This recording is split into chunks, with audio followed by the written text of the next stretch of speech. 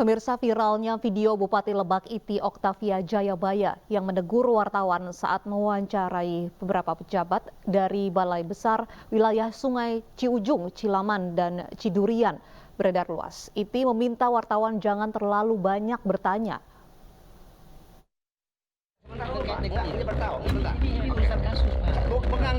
Video Bupati Lebak menegur wartawan untuk tidak bertanya kepada pihak Balai Besar Wilayah Sungai Ciujung, Ciliman, dan Cidurian atau BBW SC3 beredar luas.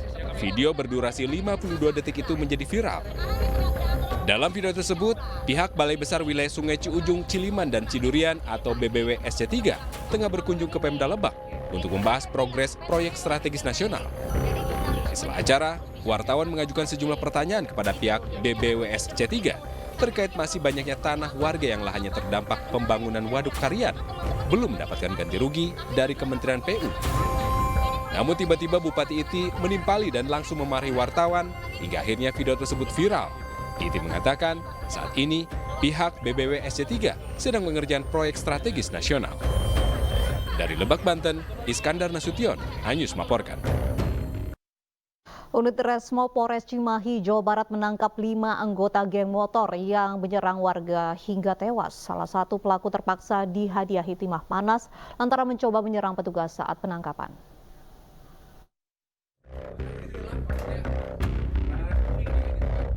Unit Resmo Polres Cimahi menangkap salah satu pelaku anggota gangster yang terlibat pembunuhan di tempat persembunyiannya di kawasan Subang. Usai diinterogasi, polisi kembali menangkap pelaku lainnya di kawasan Indramayu. Polisi terpaksa menghadiahi salah satu pelaku dengan timah panas lantaran mencoba menyerang petugas. Dari 5 pelaku yang ditangkap, polisi menyita sejumlah barang bukti berupa batu, tongkat bisbol, dan senjata tajam serta 4 unit motor. Para pelaku merupakan anggota geng motor ternama di Bandung Raya. Dari hasil penyidikan, para pelaku ini sebelum melakukan, mereka berkumpul di kota Bandung, di salah satu tempat mereka minum-minum keras, kemudian pagi hari atau dini hari masuk ke kota Cimahi dengan tujuan memang ingin menyasar, mencari korban dari angkot, tiba-tiba langsung diserang oleh kelompok ini. Kelompok ini hasil pemeriksaan mengaku bahwa dari salah satu kelompok geng motor tertentu, ya, pelajar Monrek, termasuk beberapa sepeda motor yang digunakan oleh para pelaku sudah berhasil kita amankan. Dari hasil otopsi, korban mengalami luka di bagian kepala, kemudian luka tusuk punggung tembus ke paru-paru. Untuk para tersangka, kita kenakan pasal 338 KUH pidana dengan ancaman 15 tahun dan atau pasal 170 ayat kedua, ketiga dengan ancaman 12 tahun pidana. Untuk mempertanggungjawabkan perbuatannya, para pelaku terancam pasal 338 dan 170 dengan ancaman hukuman 15 tahun penjara.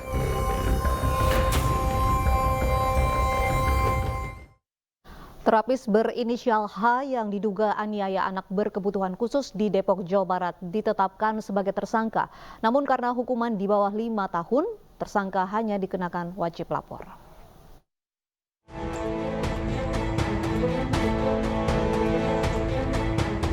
Kepolisian Resor Metro Depok menetapkan terapis berinisial H sebagai tersangka atas dugaan penganiayaan anak di salah satu rumah sakit di kawasan Depok. Menurut keterangan kepolisian, tersangka melakukan metode terapi blocking, namun tidak sesuai dengan standar operasional prosedur. Pasalnya, meski metode yang dilakukan benar, tersangka justru tidur, sementara korban terus menangis dan meronta. Hingga kemudian, korban menggigit jari tangan tersangka hingga tersangka terbangun. Tapi bukan menenangkan korban, tersangka justru malahan bermain ponsel dengan posisi korban masih diapit kedua pahanya. Setiap orang yang melanggar ketentuan sebagaimana dimaksud dalam pasal 76C dipidana dengan pidana penjara paling lama 3 tahun 6 bulan dan atau denda 72 juta rupiah. Oleh karena itu, Saudara H telah kami tetapkan sebagai tersangka.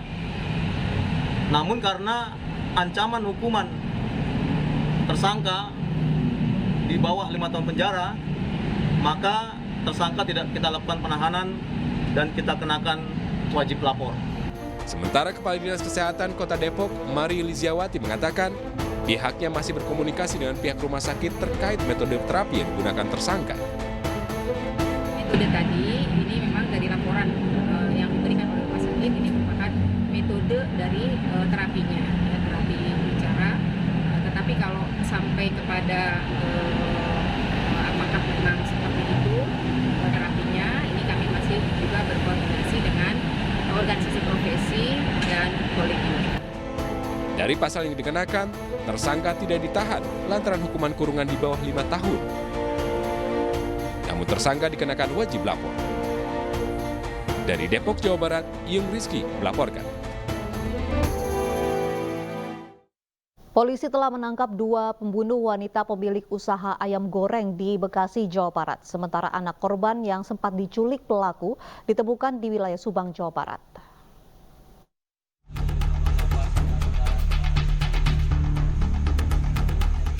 Kasus pembunuhan seorang wanita berinisial MIM, 29 tahun, pemilik usaha ayam goreng di Kampung Kemijing, Sukakarya, Kabupaten Bekasi, Jawa Barat, terkuak.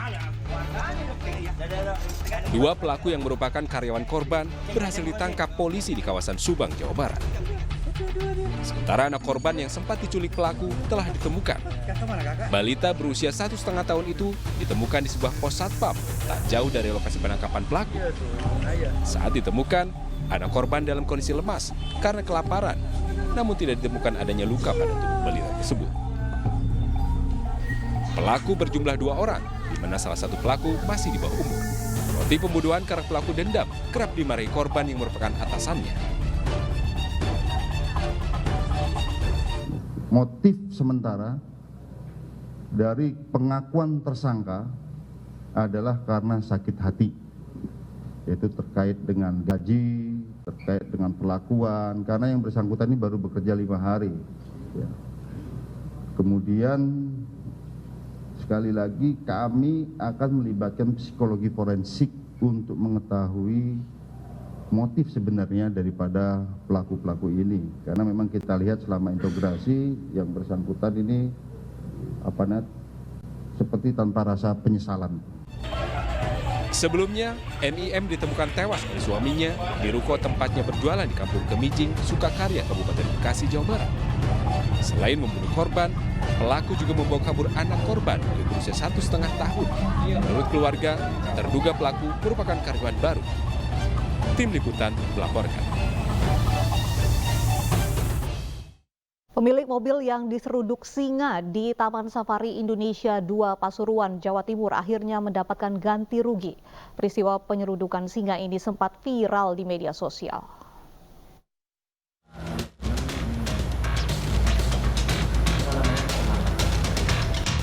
Pihak Taman Safari Indonesia 2 Pasuruan, Jawa Timur memberikan ganti rugi kepada pemilik kendaraan yang diseruduk singa yang terjadi beberapa waktu lalu. Bukan hanya pemilik mobil yang diseruduk singa saja, tapi setiap pengunjung dan kendaraan ditanggung asuransi. Sehingga jika terjadi kerusakan kendaraan, maka perbaikan akan ditanggung. Hal ini dilakukan agar seluruh wisatawan nyaman saat berlibur bersama keluarga. Pada saat ini pembayaran klaim telah dilaksanakan oleh Jasa Raja Putra.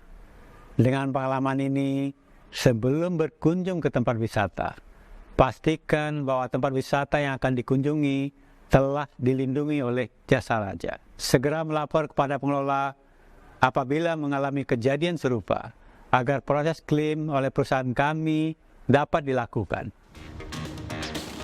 Sebelumnya, 2 ekor singa di Taman Safari Prigen, Pasuruan, Jawa Timur bertarung hingga menghantam mobil pengunjung. Video itu pun viral di media sosial. Video yang direkam dari penumpang mobil memperlihatkan 2 ekor singa di Taman Safari Prigen, Pasuruan, Jawa Timur yang tengah bertarung. Kedua ekor singa ini berkejaran menuju jalan dan menabrak mobil pengunjung hingga lampu belakangnya pecah.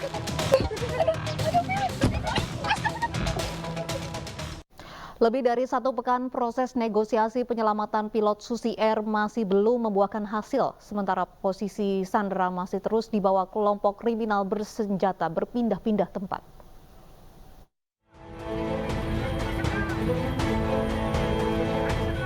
Pilot pesawat Susi Air, Philip Max Mertens, hingga kini masih bersama kelompok kriminal bersenjata pimpinan Egyanus Kogoya. Namun Kapten Mertens dan Egyanus dipastikan sudah keluar dari distrik Paro. Operasi penyelamatan pilot ini menggunakan metode negosiasi. Keberadaan kapten asal New Zealand ini dipantau dengan menurunkan anggota di lapangan serta menjalin komunikasi dengan para tokoh. Kita kan menggunakan 2 cara ya. Dari 2 cara ini, yang satu cara ini kita sedang monitor. Yang cara kedua dari masyarakat dan tokoh-tokoh agama yang diutus oleh pemerintah, sampai dengan saya pergi saat ini berbicara teman-teman, ini belum ada informasi balik. Apabila informasi balik itu bisa kita dapat, itulah bisa sinkron antara informasi yang kita dapat melalui pembicaraan yang bersangkutan dengan informasi yang langsung di lapangan. Sebelumnya, Selasa 7 Februari, kelompok kriminal bersenjata pimpinan Egyanus Kogoya diyakini membakar pesawat Susi Air dengan nomor penerbangan PKBVY saat mendarat di lapangan terbang Paro, Kabupaten Duga, Papua Pegunungan. Teror KKB bukan kali ini saja terjadi. Dalam 1 tahun terakhir, total ada 5 serangan. Serangan pada tanggal 26 Maret, 2 orang anggota TNI tewas dan 8 luka-luka. 22 April, serangan KKB ke pos Satgas Kodim UP menewaskan 1 anggota TNI. Sementara pada 16 Juli 2022, 12 warga sipil tewas akibat tembakan KKB di Kenya. Tim Liputan iNews melaporkan. Untuk membahasnya kami telah terhubung dengan mantan Kepala Badan Intelijen Strategis TNI Soleman Ponto. Selamat sore Pak Soleman Ponto. Selamat sore. Baik Pak Soleman, saat ini proses negosiasi begitu masih terus dilakukan oleh aparat TNI Polri dengan kelompok kriminal bersenjata pimpinan Egyanus Kogoya, namun belum ada hasil. Sudah 10 hari lebih pilot Susi Air tersebut disandra begitu. Apakah Anda melihat negosiasi ini tidak efektif dan harus dilakukan aksi penyelamatan? Ya, namanya untuk penyelamatan sandra tentunya yang utama adalah negosiasi. Itu sudah pasti. Karena jangan sampai kita rencananya mau menyelamatkan malah dia menjadi korban. Kalau dia langsung diserang, mereka langsung diserang, bisa saja dia langsung dibunuh duluan. Itulah sebabnya negosiasi ini harus dilaksanakan secara maksimal. Itu mutlak itu. Kalau tidak, bisa-bisa membahayakan sang pilot nanti. Ini sulitnya kalau pembebasan sandra. Ya. Jika memang proses negosiasi tidak berjalan sesuai yang kita harapkan begitu, apa kemudian proses selanjutnya, Pak Soleman Ponto? Ya, kalau memang ujung-ujungnya tidak bisa lagi, ya mau tidak mau harus diserang. Tapi ketika penyerangan ini, kita tidak bisa mengharapkan si korban ini, pilotnya ini bisa terselamatkan hidup-hidup. Karena kalau penyerangan bisa saja dia juga ikut tertembak, mati juga. Jadi berisiko juga bagi sang pilot. Jadi ketika menyerang kita harus melihat apakah kita membebaskan pilot ataukah kita mau menghabiskan para penyandra.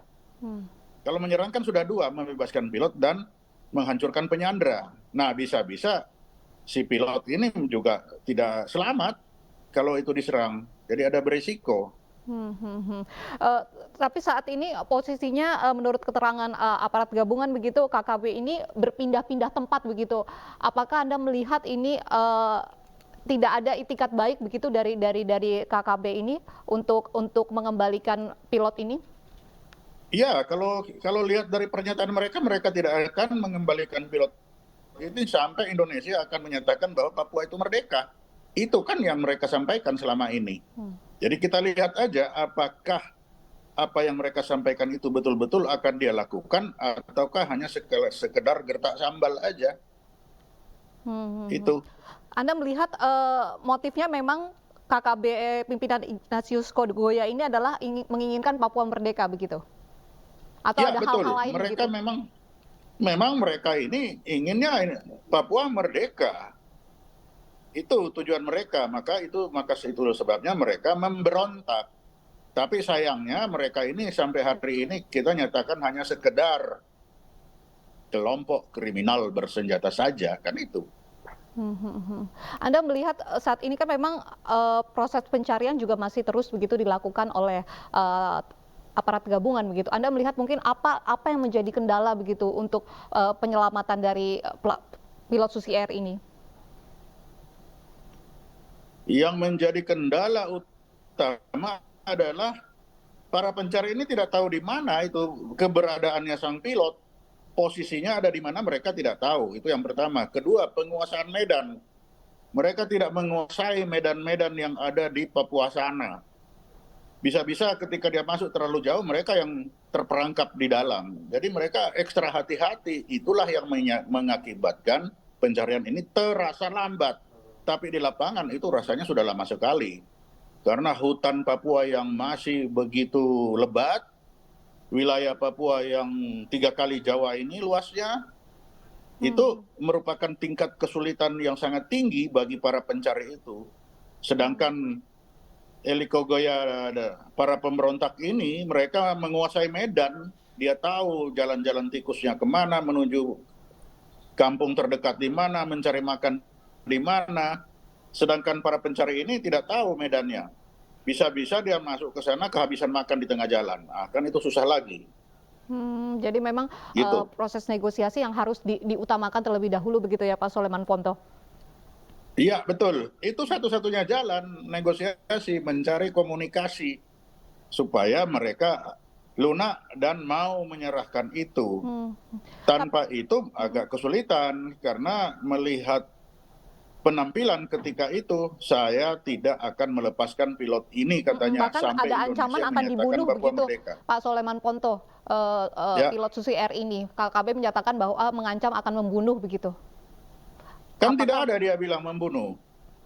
Dia belum bilang membunuh, tapi dia bilang kami akan menyerahkan ini kalau Indonesia menyatakan Papua merdeka. Atau kalaupun dia akan ditarik atau diserahkan, serahkan dalam keadaan mati, sama-sama mereka mati. Itulah yang saya bilang.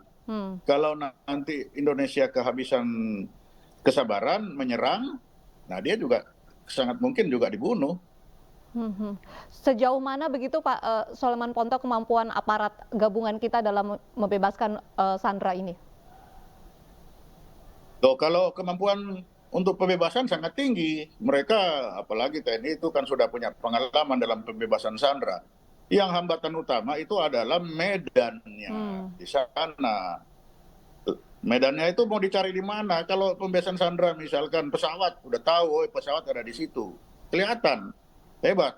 Tapi ketika membebaskan Sandra di hutan Papua yang begitu lebat, itu punya tingkat kesulitan tersendiri. Ditambah mereka berpindah-pindah begitu ya Pak Soleman Ponto? Terutama. Bagaimana? Ditambah para kelompok kriminal bersenjata ini juga berpindah-pindah, itu semakin menyulitkan aparat tentunya untuk proses pencarian. Iya betul, betul. Sudah pasti mereka berpindah-pindah karena mereka tahu bahwa mereka sedang dicari. Mereka kan juga mendengar perbincangan kita ini kan juga didengar oleh mereka. Apa yang akan kita lakukan dia sudah tahu, semua dia sudah tahu. Karena itu dia pasti akan berpindah-pindah tempat ke sana kemari dia. Ya mudah-mudahan ketika dia mendengar ini akan tergerak hatinya, ya sudah mari kita negosiasi dengan baik, kan bisa begitu. Pak Soleman Ponto, ini selain mereka menyandra pilot Susi Air ini, para KKB ini juga membuat warga distrik Paro ini trauma dan sehingga mereka memutuskan untuk mengungsi. Apakah memang KKB ini juga memiliki tujuan untuk membuat suasana mencekam begitu Anda melihatnya? Ya betul, mereka memang membuat itu supaya terlihat keberadaan mereka itu ada, bahwa kami ini ada, bukan tidak ada. Itulah sebabnya dia membuat kekacauan di mana-mana. Dia membunuh, membakar, sekarang dia menyandra untuk memperlihatkan bahwa kami ini ada, bukan tiada. Itulah tujuan mereka. Ini kan Begitu. KKB ini sudah ada cukup lama begitu Pak Soleman Ponto. Apa begitu yang menjadi penyebab sulitnya kelompok kriminal bersenjata ini diberantas? Ya karena kita hanya bilang dia tingkat kriminal saja. Lah kalau kriminal kan urusannya tangkap baru adili. Lain kalau kita sebut dia pemberontak bersenjata. Kalau pemberontak bersenjata sudah pasti operasi militer. Tapi kalau hanya sekedar kriminal bersenjata, ya itu ibaratnya hanya ancaman itu hanya kelompok kucing itu. Tapi kalau yang datang sudah kelompoknya singa, nah ini. Tapi yang celaka sebenarnya kelompok singa tapi dibilang kelompok kucing. Nah ini kan kacau. Senjata yang disiapkan itu tidak pas kan itu. Anda melihat seharusnya Ini yang terjadi di kita sekarang. Seharusnya Gimana? sudah masuk operasi militer begitu? Iya, kalau bagi saya ini sudah operasi militer saja itu di tempat tertentu di situ. Kan mereka sudah jelas kelompok itu ada. Dia menguasai wilayah itu ada.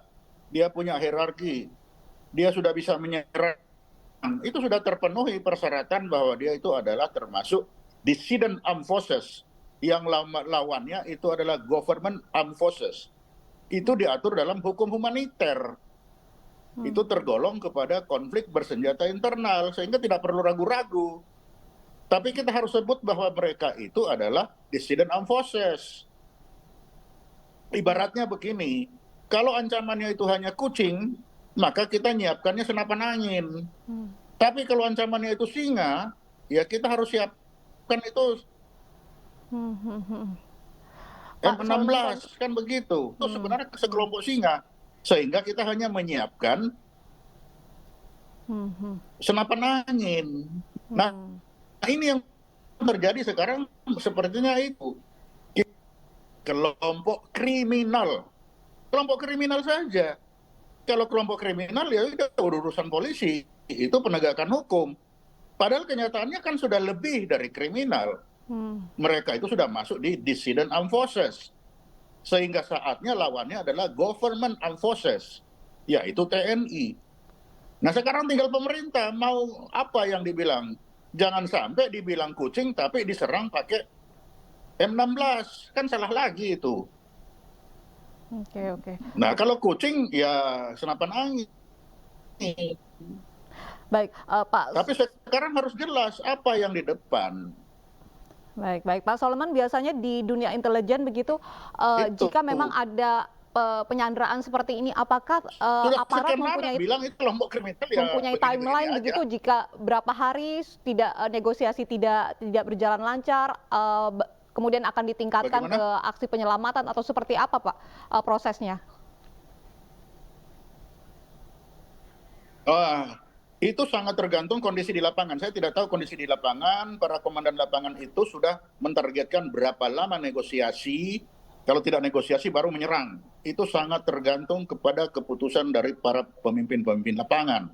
Kita di luar lapangan susah untuk memperhitungkan itu berapa lama toleransi mereka. Karena mereka harus memperhitungkan psikologis anak buah di lapangan itu sudah sekian lama itu juga perlu diperhitungkan. Melawan alam Papua yang dingin, banyak nyamuk, itu juga perlu diperhitungkan. Dan yang paling tahu itu adalah para komandan lapangan. Itu. Baik. Kita harapkan bahwa pilot pesawat Susi Air ini dapat segera ditemukan dengan kondisi selamat dan juga baik. Terima kasih Pak Soleman Ponto sudah bergabung bersama kami di Ini Sore. Pemirsa, usai jeda Ini Sore akan dilanjutkan oleh rekan saya Aprilia Putri. April, apa informasi selanjutnya di segmen Ini Sore ini? Ya, Uci, usai jeda akan ada informasi atau dialog membahas mengenai kericuan yang terjadi di Stadion Jatidiri Semarang kemarin. Pemirsa, usai jeda tetaplah di Ini Sore.